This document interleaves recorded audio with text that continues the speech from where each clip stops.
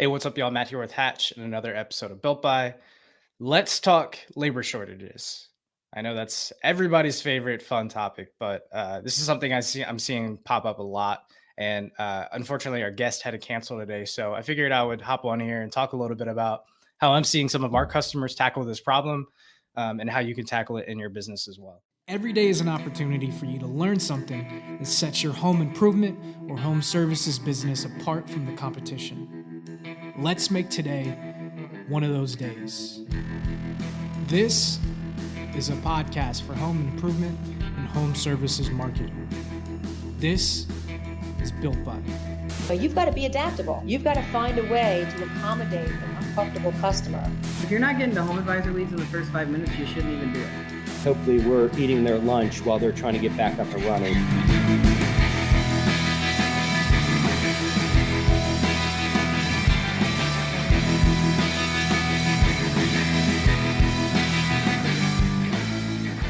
So to kind of set the scene, I'm in a ton of Facebook groups when it comes to like the roofing industry and stuff. And what I saw posted the other day was very surprising, which is it's an installer's market right now. And they're seeing installers make $200,000 and they're getting poached by 4 to 7 companies, and they're having trouble maintaining a book of solid subcontractors and keep them in the pipe for jobs that come up. So this affects your home improvement business, right? Because even though business is booming, you're not going to be able to get any piece of that pie because you don't have anybody to actually do the jobs. And compound that with the fact that lumber prices are up 69% since the beginning of this year. It's like 350% over the last 2 years. I mean, how are you getting any jobs done at all? It's crazy. So I figured I would try to be the hero of the day, try to solve the problem. Turns out it's not that easy. It's crazy. I would have thought there was like a home advisor or modernized type thing, maybe even a tender for home improvement companies to connect with subcontractors, but alas, it doesn't exist, which is a really good business idea that you can steal. Trust me, it'll perform pretty well, I think. So there is no easy way to connect home improvement companies and subcontractors. So what do you do? How do you solve this? Let's get into it. So I did a little digging, talked to a few industry pros, and I came up with 6 ways that they're finding and hiring install teams that I thought was pretty interesting. You're probably using 1 or 2 of these methods. I highly doubt you're using all of them. So there could be a few different ways here that you could start applying to your business. Maybe you can get some of those jobs completed quicker, that sort of thing. So number 1 is find and join Facebook groups. I'm not sure how much you're using Facebook these days, but Facebook groups are extremely powerful, not only for you to find clients if you join Facebook groups of, local communities, neighborhoods, things like that, but if you join them for your own business.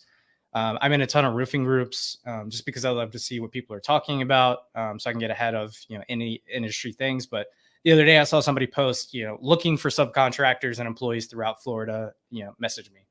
And there was a lot of responses to it. So Facebook groups are great for, a couple of reasons, but I think the install and hire piece of this is something that's kind of untapped that a lot of people are seeing success with. So a few things to keep in mind is to look for closed groups with at least 1,000 members and high activity of 10 to 20 posts per day.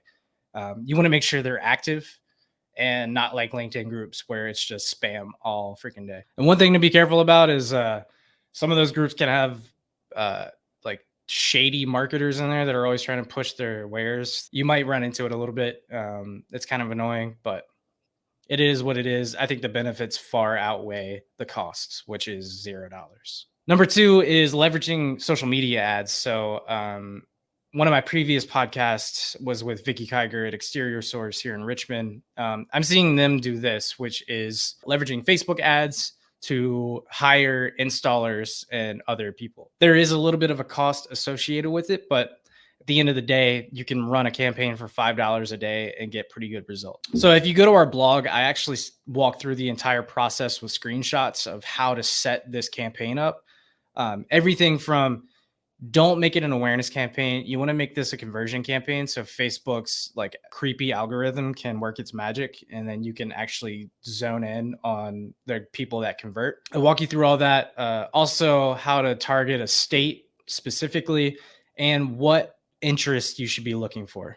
And I think the mistake that a lot of people would make with this is that they would try to target people with roofing in their job titles. I think that's bad for two reasons. One, a lot of people don't list their jobs on Facebook because that's a great way to get canceled easily. Number two is that you don't want to limit your audience too much. And what I've seen is that audiences of like 1 million plus are the best performing, and that they're very big, very broad. But again, that Facebook algorithm and that targeting will narrow in on exactly who you want if you have that conversion campaign set up. So yeah, go additional interest roofing. If you're looking for roofers, there's a ton of other interests you can target in there.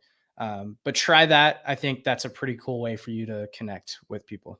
Number three is use job board sites. You've probably heard of the Blue Book. That's a really good one. I think it's made specifically for industry pros looking for subcontractors, install teams. Craigslist is always there. It still exists, still around. You've probably been there. I don't want to know why, but if you go to the skilled trade services section, there is a lot of people posting for labor jobs in there. So one of those things that's free, and you might as well just have it up like once a week, just running in the background. And why not, right? Just copy and paste it, just keep it going. Could be a way for you to grab some people. Don't know if they're shady or not, but you can do all that qualification on the back end. Number four is actually a really, really good one that I saw in one of those Facebook groups I mentioned earlier, which is hitting up local suppliers or lumber yards for their contacts. So the people that are going to these places to buy supplies. So in the blog, I screenshotted a comment that somebody had made in one of those Facebook groups that I think was really nailed it. I'm just going to go ahead and read it for any listeners. Aaron says, check with your supplier, even a local box store, Menards if you have them. Interview hard, get proof of insurance and quality, and be sure someone is there during install to ensure quality. But hopefully that produces something good. This year, we've had crews calling us compared to last year being a challenge. Having reviews, a location, and legitimate presence will have folks wanting to work with you in most cases. So pretty good stuff there, and I think Aaron nailed it. So number five is probably the weakest on this entire list, but still worth throwing out there. Probably way out of the price range, but there are bid style platforms that I see a lot of commercial like construction companies using. You might be able to find something there if you're really, really hurting for labor. It's worth looking into. The one that I did see was called Building Connected, which could be something to check out at the very least. But again, it's probably the weakest on the list, admittedly. So now we get to number six, which is my favorite in this list, not only because it involves using our platform Hatch, but because I think it's like the coolest forward-thinking way to tackle this problem, and they're seeing a lot of success with it. I overheard a customer talking about this the other day, and I was like, I'm going to steal that and tell everyone else. So I apologize, Mr. Customer, but this is a really cool way to tackle this install problem. So what they're doing is using contact databases like ZoomInfo or UpLead that aggregate all this information about professionals, you know, their job titles, where they live, emails, and phone numbers. They're zooming in where the cities are that they have those installs that are going to happen. And then they're exporting that entire list out.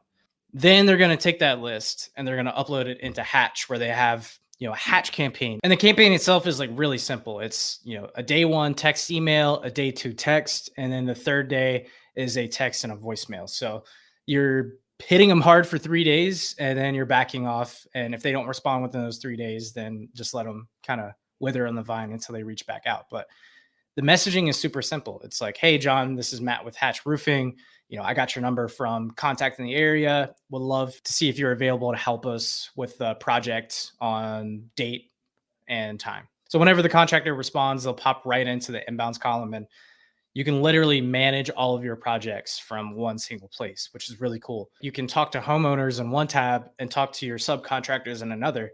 And you don't even have to be on the job site. You can get your subcontractors to send you a picture at the end of the day to make sure the site's clean. Homeowners, you can message them at the end of the day, just make sure that the job went well. Imagine not having to drive 600 miles to every job site, be there, watch like a hawk, and, you know, sit in your office and enjoy a cup of coffee. If you're interested in checking this out, I think you definitely should, reach out. Like, even if you don't want to launch it, we'll show you how it works and you can get some advice. We'll even give you the messages that you can use if you want to text contract. But we don't really care. We just want to make sure that you guys are kind of crushing it out there. That's why I do this podcast and try to give you all as much information as possible. So again, give us a shout. I've got my text number on this little video thingy. If you want to text that, I'll definitely respond. We'll pass you through the channels, but even if it's not about Hatch, even if it's about any of these other strategies, if you need some help with, let us know. We want to be a resource for you guys. So that's our episode today. I appreciate y'all tuning in. Next month, we have a ton of amazing guests. I'm really excited. Should be some really good stuff in there for you to leverage, take back to your business and get better every single day. So if you have any questions you want to get answered on the next podcast, text me, give me a shout. I'm happy to answer those live. If you're asking it, someone else definitely has the same question. So again, appreciate y'all tuning in. Until next time.